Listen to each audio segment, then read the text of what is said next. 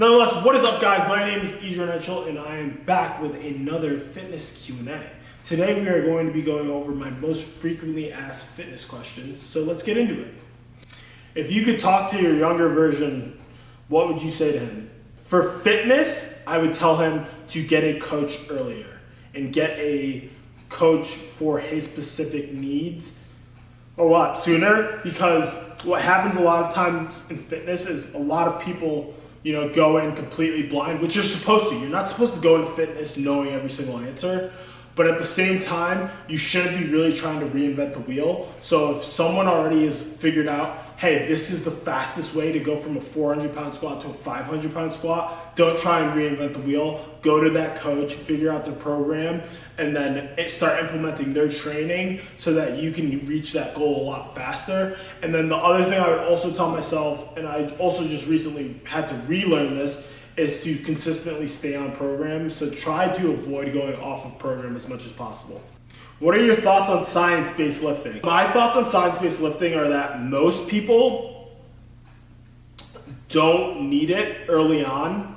Most people who really need science-based lifting are the guys who are in year 10, year 15 of lifting, where it's like you're probably not going to get better just winging it for the fences. Another question that I also asked on this is it true that you can't see progress after 5 years of fitness? And that is one of the most irking questions I've seen on the internet. Like statements that people say, you can't see results after 5 years of fitness. Like, no, you can't get away with stupid things after year 5.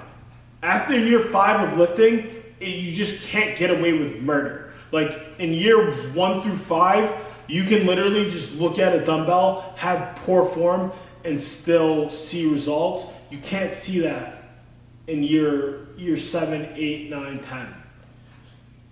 I'm sorry that I got a little bit worked up, but that is one thing that really bothers me by the fitness industry is when people say that. What are your thoughts on carnivore diet? Okay, yeah, so I was gonna make a video on this. I was gonna document my journey of me doing carnivore diet. Within the 72-hour mark, everybody says this, at the 72-hour mark, I died. I was in the worst feeling I've ever been in my life. I will say though, my physique looked really cool. It looked really crisp, because what happens is your body pretty much eats all of its glycogen stores right away, and you end up with a really lean, cool physique. But I felt so awful, and I would also recommend, I know I just said oh, I look cool, literally don't do it. It was not a great experience for me, and I really did not like it. What are my thoughts on bulking? I think at some point, if you're natural and you're trying to have a significant amount of muscle mass and be relatively lean in the long run, at some point that physique has probably gone through a bulk. And the other thing to also ask, what is your perception of a bulk? To me personally, a 17 to 22% body fat physique is what I would call a bulked physique. I don't think you should go anything above 22%. Frank Zane said it best, but the more amount of fat you put on, it just makes cutting that much harder. So I would also add that. And cutting is a very hard process in and of itself as well. But another question that I received is, if I only have dumbbells at home, how can I work out from home? I would say that, all you need is dumbbells. It's great. But I would say if you can add one more thing, to just invest in some kind of a pull-up bar. I mean, I crank out workouts from home all the time. You will need to learn how to work out from home as well in your fitness journey. But ideally, obviously, you want to be in a gym. But yes, how would I work out from home? In terms of the split, it would be push-pull legs, and then one of the pushing days would be more chest oriented, where the other pushing day would be more shoulder oriented. One of the pulling days would be more vertical pulling, whereas one of the other pulling days would be more horizontal pulling. And then finally, for legs, it would just be pretty much squatting and doing lunges as well. And then in terms of the actual exercises, you have a bunch that you can do from home with dumbbells. You have obviously curls, dumbbell kickbacks, shoulder presses, lateral raises, reverse, not a reverse pec deck, but you can do a bent over, a rear delt exercise, You can do things for your core with the dumbbells, such as Russian twists, such as regular crunches. And then for legs, you can obviously squat and lunge. I think I actually said that already. But pretty much you just want to follow along with all the basic biomechanics that the human body would operate with. And then I would say in terms of sets and reps and exercises, I would say each day you should be aiming for about 5 exercises. And I would say 4 to 8 to 12 reps is good. And then for one of the exercises, typically, let's say some kind of a compound exercise, I would take one of those sets to failure. So for example, let's say it's a push day, and it's going to be more chest oriented. You can do on the floor dumbbell flies. You can do shoulder press, standing shoulder press, and then you can also do push-ups. And I might take one of the sets of push-ups all the way to failure, as well as also incorporating some accessory movements for my triceps, such as dumbbell kickbacks, right? So that is kind of how you can optimize working out from home as well. If you guys want a full video on like how I actually work out from home, like a full like training session of me doing it, I can gladly make a video like that as well. But time for the next question. Next question I received is, how do you get rid of body dysmorphia? That's actually a very good question. So the way to get rid of body dysmorphia is figuring out where it stems from. And for a lot of people, it's actually social media. And it's kind of weird because social media is really advantageous in the sense that, you know, we can connect with a bunch of people. Some of the people that even follow this channel have found me through social media, but at the same time, it can also be detrimental because it's just natural human behavior to, you know, see someone else doing something and kind of compare yourself to another person. So I've always found it annoying when people are like, don't compare yourself to other people. It's kind of hard not to, you know, especially when you're following other people. But what I would say is you have to be able to be obsessed with your own fitness journey, in the sense that you really don't care about what other people are doing in their journey. And it's not to say that you can't learn from other people or be inspired from other people, but I would say to be really obsessed with your own fitness journey. For example, the idea of Natty or Nots, I've always found those videos kind of stupid because no matter what you do, you'll never look exactly like that person.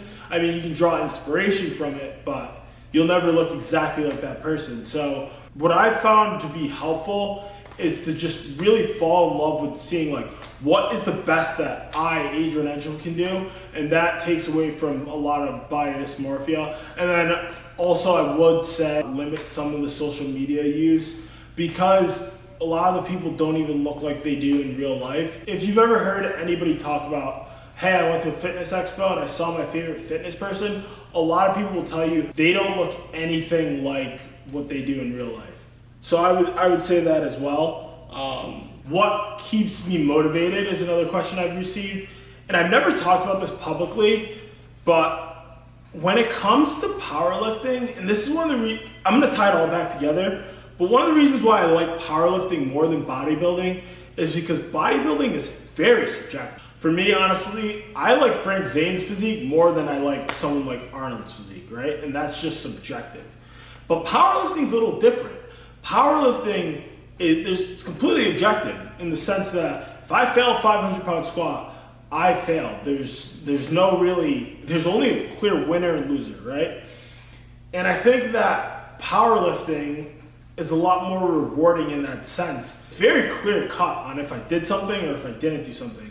And when I have a number or a weight that I'm trying to hit, it keeps me motivated. Powerbuilding is another style of training that I think would behoove a lot of people, in the sense that, you know, you're still able to straddle both sides of building a very aesthetic physique while also chasing after, you know, a feat of strength. First, actually, I think I should go over as well just personal questions that people ask me. How much do I weigh? It fluctuates from about 185 pounds to about 98 pounds on a really good day. Depends on how much I'm eating, and if I'm also cutting for like a photo shoot or something like that, so then those numbers will change. How tall am I? 5'10". Who's my favorite lifter? I'd probably say Frank Zane. And then for power lifters, I would probably say John Hack. And then in terms of like people that really motivate me, I would also probably say Tom Platz. So, and honestly, all three of those people, I think you should study them. I would say it's Frank Zane. Frank Zane has written, I think, about 3 books, and one of them it's just like his lifting journal. So you can see all of his training sets and reps and weights that he did. And then he also has he has like a bunch of different training books also. So he has another book that's called like 91 Days with Frank Zane. That's a really good book as well, in which like he tells you exactly what he eats, and he also shows you how he lifts and how he tracks it. But yeah, that's another good tool. Another book out of all of this, I know this wasn't originally the question, is Arnold Schwarzenegger's Encyclopedia of Bodybuilding is another great book. I know it wasn't a question about books, it was more about who motivates me, but I think that's a good thing to add also. Alright guys, that is pretty much it for the fitness Q&A. Make sure to subscribe to the channel, and I will see you guys in the next one.